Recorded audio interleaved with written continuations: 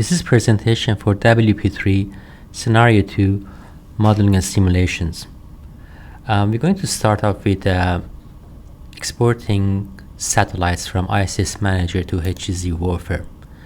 ISS Manager, as shown before, can import satellite data from ITU circulations such as SNS or SRS and populate its tables. Now it's possible to export this data to HGZ Warfare for further analysis. In this example, we have imported some geostationary and some non-geostationary satellites, and we're going to export a few of these geostationary satellites to HGZ. So this shows how we can do this.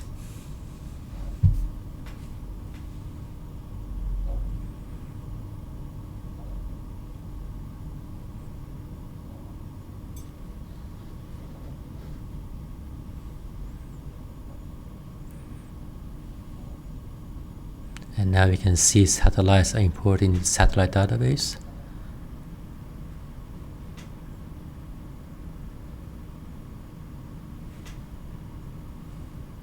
Next, we're going to look at satellite coverage and interference analysis for geostationary satellites.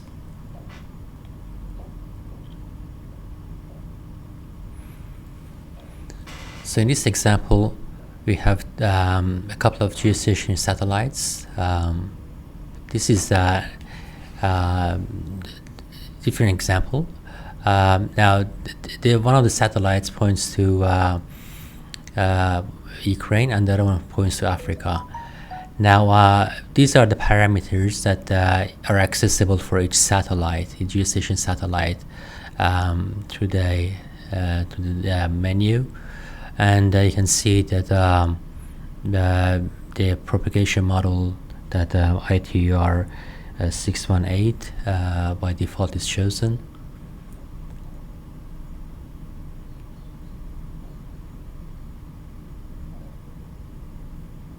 Now this is showing the footprint of one of the beams, both beams actually, both satellites in for Africa and Europe. Now we're going to push the coverage to the planning tool, the HGZ. HGZ already has terrain data loaded to it, and this terrain data basically could be with any resolution.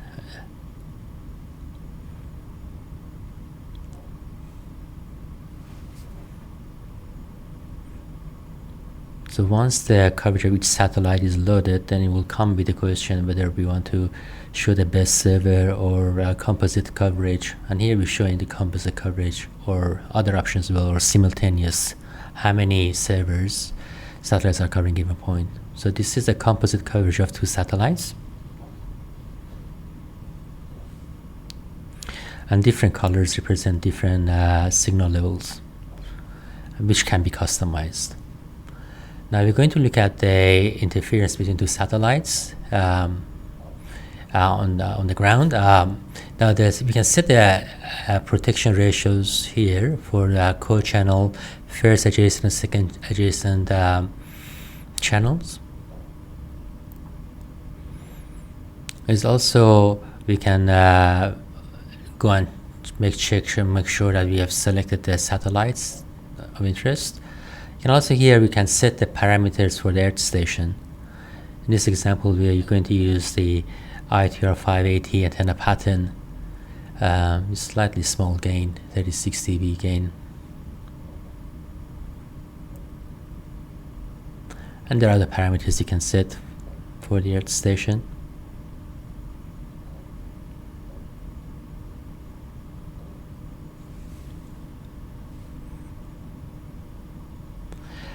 And this is different colors represent different C2I levels.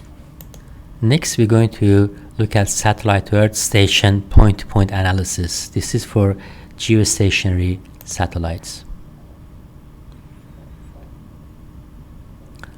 The first thing, we need to create some Earth stations, and here we are showing how to basically create one of the stations, maybe a couple of those.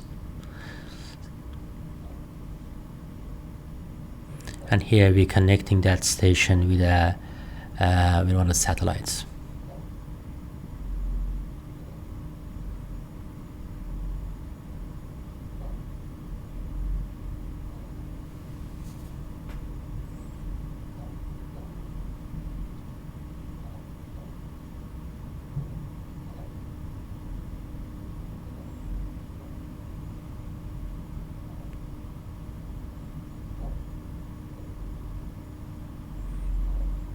And so forth. We created 5 stations. Now we're going to do the interference analysis. These are the interference parameters we can set for the analysis. And it basically comes up with this table that we can export results to Excel. Now we can do a bit of sort of analysis on this one. So we can look at here the first one, the signal received on each station. So we have 5 stations here on the left hand side, and then we've got 2 and for each 5 station you can get signal from each satellite. So you can see the signal for the these 3 stations are locked to this satellite, and the signals are fairly high compared to the other 2. The other 2 are not locked to the satellite, so they are locked to the other satellite, and the signal levels are low compared to the other ones that are just, yeah.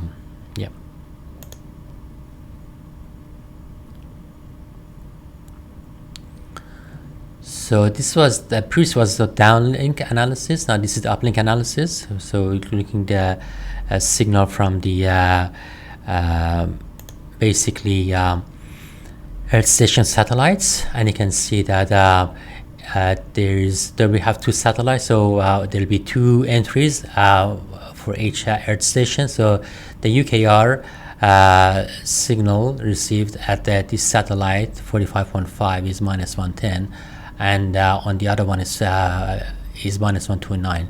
So this is a satellite that this station is locked to, and that's as expectedly is higher, has got higher signal compared to the satellite.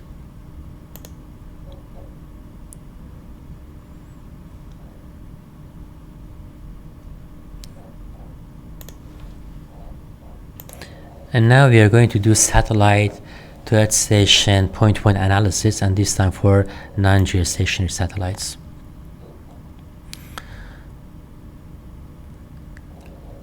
So we still have those Earth stations, and now we introduced 2 new satellites which are non-geostationary, the top 2. And we just quickly go through some of the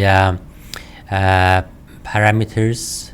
Well, firstly, this is their orbits, and you can see the inclination for this particular satellite is 6 degrees. There are other parameters. Again, you can set frequency, transmitted power, etc.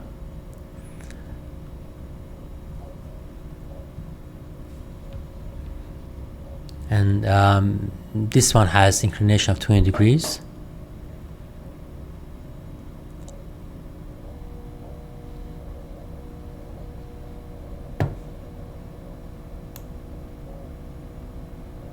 Can fast forward a little bit here. I guess this is parameters for the geostationary satellite, and you can access the list of the basically Earth stations through the database, that internal database that we have. So this is the station list.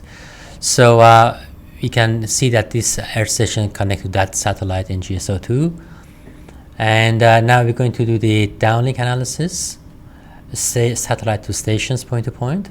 And they're basically going through a similar sort of analysis. It comes up the signal on the downlink direction on each of the stations, Earth stations from each of the satellites. Now, we can export that to Excel, and then having a look at the signal levels we can filter out the station and each satellite to investigate the signal at different levels, especially for the non-geostationary satellites. Basically, it works out the signal at every basically at different orbits for it to the non-geostationaries, and then we can work out where is the worst or maximum signal received at a station from a given satellite. So in this example, you can see that we can pick up signals of -119, or there is even better one, -86.9. So Earth Station UKR GSO2 picks up -86.9 from NGO01.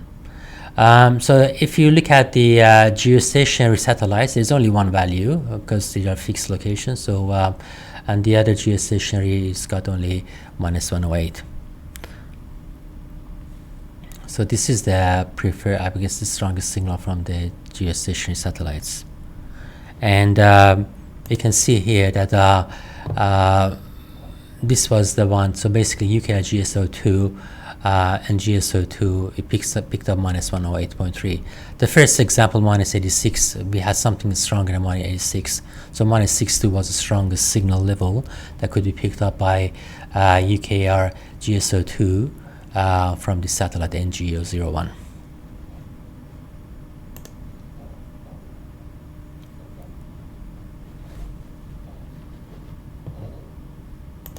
Next, we're going to show the interference from different satellites on each of the Earth stations. So to do that, we can basically go to an Earth station. Now this is the one in Israel, and we can do the satellite C2I analysis, and again you can set the protection ratios here, and this basically will go through and for the 4 satellites that will provide 4 basically C2I values corresponding to the C2I on that Earth station. And you can do the similar thing when there is another station here. Probably can skip that one as well. Next, we're going to look at satellite constellation interference analysis. So basically, we're going to look at a produce Earth station and look at the basically interference on the constellation, satellite constellation. So again, this is a test station. Now we're going to look at satellite constellation to station to satellite. So we can set the parameters for the constellation.